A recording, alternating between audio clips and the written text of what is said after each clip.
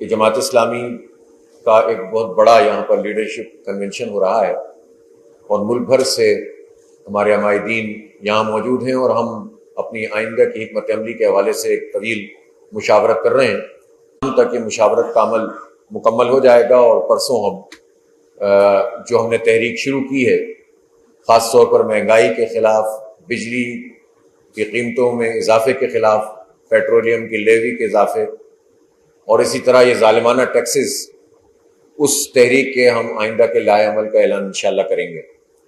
لیکن اس وقت میرے ساتھ لیاقت بلوچ صاحب کے ساتھ ساتھ ہمارے صوبہ خیبر پختونخوا اور صوبہ بلوچستان کی قیادت موجود ہے اور قبائلی علاقوں سے اور مالاکنڈ ڈویژن کی پوری لیڈرشپ موجود ہے، اور ان کی موجودگی میں ہم نے مشاورت بھی کی ہے اور ہمارا متفقہ فیصلہ بھی ہے اور جماعت اسلامی کا واضح موقف ہے کہ پاکستان کسی بھی فوجی آپریشن کا متحمل نہیں ہو سکتا، اور عزم استحکام پاکستان کے نام سے جس فوجی آپریشن کی بات کی جا رہی ہے وہ پاکستان کے لیے، پاکستان کے عوام کے لیے نقصان دہ ہے، پاکستانی فوج کے لیے نقصان دہ ہے، اور جو تاریخ ہے فوجی آپریشنز کی وہ بھی اس بات پر گواہ ہے کہ فوجی آپریشنوں کے نتیجے میں امن قائم نہیں ہو سکا۔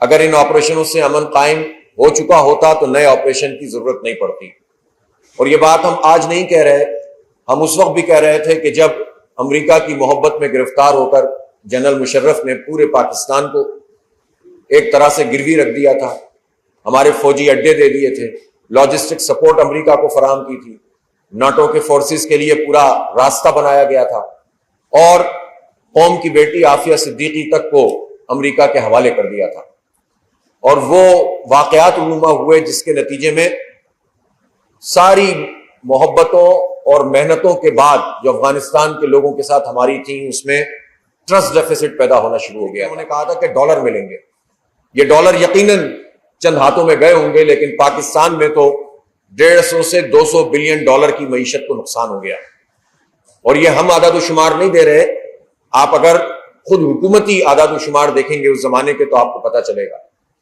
آپ کو یاد ہوگا کہ آئی ڈی پیز آپریشنز کے نتیجے میں ہوئے، اور شاید دنیا کی تاریخ میں پہلی مرتبہ اتنے بڑے لیول پر اپنے ہی ملک میں لوگ گھر سے بے گھر ہوئے۔ کہا یہ گیا کہ یہ وقتی چیز ہے اور اس کے نتیجے میں حالات پرامن ہو جائیں گے۔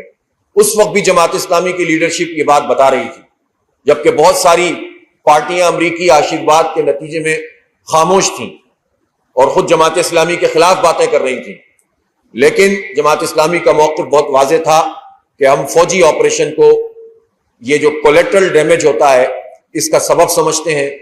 فوج متحمل نہیں ہو سکتی کہ لوگ اس سے نفرت کرنے لگیں، فوج بھی ہماری فوج ہے، اور پاکستان کے عوام ظاہر ہے کہ فوج کو پسند کریں گے اگر فوج عوام کے مفاد میں کام کرے گی، لیکن یہ بتایا جائے کہ چونکہ دہشت گردی ہے اس لیے آپریشن کرنا ضروری ہے، تو پھر یہ بھی بتایا جائے کہ جو آپریشن کیے گئے ہیں اس کا حاصل کیا ہوا۔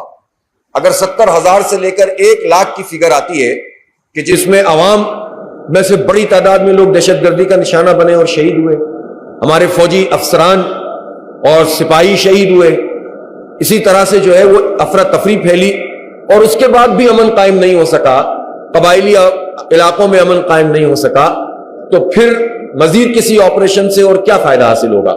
اس لیے ہم یہ سمجھتے ہیں کہ یہ پاکستان کے عوام اور پاکستان کے مفاد میں یہ بات ہے کہ یہ کوئی نیا آپریشن اور نیا ایڈونچر شروع نہ کیا جائے۔ یہ کہنا کہ چائنا اس کے لوگ جو ہے محفوظ نہیں ہیں اور تاثر دینا کہ اس دباؤ کے نتیجے میں یہ کام ہو رہا ہے، تو ہم تو یہ بیانات بھی اب دیکھ رہے ہیں کہ نام چائنا کا لیا جا رہا ہے اور ہتھیار امریکہ سے مانگے جا رہے ہیں۔ پاکستان کب تک یہ اندھی لڑائی لڑے گا؟ کب تک جو ہے وہ ہم اس طرح سے پراکسیز کا شکار ہوتے رہیں گے؟ ہمیں خود اپنی بنیادوں پہ کھڑا ہونا ہے، اس کا ایک ہی طریقہ ہے کہ عوام کو اعتماد ملے۔ جب آپ تعلیم میں غریب لوگوں کو بالکل ایک طرف کر دیں گے، جب آپ مڈل کلاس کے لیے معیشت کے، تعلیم کے اور صحت کے دروازے بند کر دیں گے، جب آپ انفراسٹرکچر میں بہتری نہیں لے کر آئیں گے، جب آپ بجلی کے بم اور گیس کے بم بلوں کی صورت میں ماریں گے اور لوگوں کے پاس چیخنے کا بھی اختیار نہیں ہوگا، اس پر بھی جو ہے وہ لوگوں کی گرفت کی جائے گی، تو پھر اس کے نتیجے میں یہ غم و غصہ پیدا ہوتا ہے، اور اس غم و غصے کو ملک دشمن قوتیں استعمال کرتی ہیں، اور پھر دہشت گردی پروان چڑھتی ہے. تو لوگوں کو جب یہ طے ہوا تھا کہ ہم ایک طرف فوجی آپریشن کریں گے, کاروائی کریں گے, اور دوسری طرف یہ طے ہوا تھا کہ ہم ان تمام معاملات کے اوپر بھی لوگوں کو امپاور کریں گے, لیکن اس نیشنل ایکشن پلان کا جو یہ حصہ تھا اس پہ تو کوئی عمل ہی نہیں ہوا. ظاہر سی بات ہے کہ مختلف تجربات, پاکستان بننے سے لے کر اب تک کے فوجی آپریشنوں کے تجربات اس بات کو واضح کرنے کے لیے بالکل ثابت کرتے ہیں اس بات کو کہ آپریشنوں کا کوئی فائدہ نہیں ہوتا. نفرتیں فوج اور عوام کے درمیان بڑھتی ہیں. فوج کے افسران اور فوج کے سپاہی نفرت کا نشانہ بنے, پاکستان یہ افورڈ نہیں کر سکتا. اسی طرح سے عوام شکار ہو جائیں ان سب چیزوں کا, پاکستان یہ افورڈ نہیں کر سکتا. اور خاص طور پر خیبر پختونخوا اور بلوچستان اور یہ قبائلی پورے علاقے, ان سب یہ وہ جگہیں تھیں ہماری, یہ پوری قبائلی بیلٹ کہ جب اتنی محفوظ تھی کہ کبھی ہم نے سوچا بھی نہیں کہ یہاں پر ہم اس لیے فوجیں لگائیں گے کہ ہمیں کوئی کسی کراس بارڈر ٹیررزم کا مسئلہ ہے, یا ہمیں کسی دہشت گرد پاکستان میں کسی کی دہشت گردی کا خطرہ ہے. لیکن جب سے امریکی محبت میں گرفتار ہو کر یہ آپریشن ہم نے کیا, نقصان بھی کیا اور ان بارڈرز کو بھی غیر محفوظ. یہ بھی کہنا چاہتا ہوں کہ افغانستان کا جو معاملہ ہے اس کو کسی جذباتی فضا میں طے نہیں کیا جا سکتا. یہ کہہ دینا کہ جناب کراس, ہمارے زرداری صاحب نے یہ فرما دیا کہ ہم بارڈر کراس کر کے بھی کاروائی کر سکتے ہیں, یہ بیانات جو بھڑکے ہیں اور ریٹرکس ہیں یہ سننے کہنے میں بہت اچھی لگتی ہیں, لیکن زرداری صاحب یہ بتائیے کہ اس کے نتیجے میں پاکستان اور افغانستان میں اگر بدامنی پھیلے گی اور دوست ممالک دشمن بنیں گے تو اس پورے خطے کے ساتھ کیا ہوگا؟ کیوں اس کو جہنم بنانا چاہتے ہیں؟ کل بھی ایک ہی مسئلے کا حل تھا اور آج بھی یہی حل ہے کہ افغانستان کے ساتھ بامانی مذاکرات. پاکستان کے عوام نے افغانستان کے لوگوں کو 40 سال تک میزبانی کے فرائض انجام دیے ہیں, ان سے محبت کی ہے. ہم نے کبھی اس پورے خطے کو یہ سمجھا ہی نہیں کہ کوئی غیر ہے. ہم نے پاکستان کے عوام نے جب مشرف امریکہ کے ہاتھوں پاکستان کو بیچ رہا تھا تو پاکستان کے عوام سڑکوں پہ تھے, ہم نے آپ کا ساتھ دیا. اس لیے چند لوگوں کے جو اعمال اور کرتوت ہیں اس کو بنیاد بنا کر آپ پاکستان میں ٹیررزم کی حمایت نہیں کر سکتے. اس لیے افغان سرزمین کو بھی دہشت گردی کے لیے استعمال نہیں ہونا چاہیے. اس کے لیے بات چیت ہونی چاہیے. اس بات چیت میں جو بھی ایسے لوگ ہیں جو کردار ادا کر سکتے ہیں, جماعت اسلامی بھی کوئی کردار ادا کر سکتی ہے تو ہم فخر کے ساتھ یہ کردار ادا کریں گے. ہم افغان حکومت سے بھی اور پاکستان سے بھی اگر کوئی ایسی چیز ہو سکتی ہے کہ جس کے نتیجے میں یہ خطہ کسی جنگ کی لپیٹ میں نہ آئے, دوست دشمن نہ بن جائیں اور اس کے نتیجے میں امن قائم رہے, تو یہ ہم سب کے لیے مفید ہے. اس میں جماعت اسلامی اپنا رول ادا کرے. بات بہت اہم ہے. یہ تاثر دینا کہ چائنا کے کہنے پہ ہم آپریشن کر رہے ہیں, تو چائنا کے تو افغانستان کے ساتھ اس وقت بہت اچھے تعلقات ہیں, تو جب وہ ان کے تعلقات اچھے ہیں تو ہمارے تعلقات خراب کیوں ہوں گے؟ اس کا مطلب یہ ہے کہ اس پورے عمل میں کچھ ایسے لوگ ہو سکتے ہیں کہ جو فائدہ اٹھائیں, بدامنی پھیلائیں اور امریکہ اور اس کی جو الائز ہیں ان کو فائدہ پہنچانے کی. اسی طرح سے پاک ایران گیس پائپ لائن پہ کام ہونا چاہیے. انرجی کرائسس ہے, گیس کا بحران ہے. آئی ایم ایف کے کہنے پر یہ بجٹ بن گیا اور آئی ایم ایف نے اس بجٹ کو بنوانے کے بعد اور پاس کرانے کے بعد ڈو مور کا مطالبہ کر دیا ہے.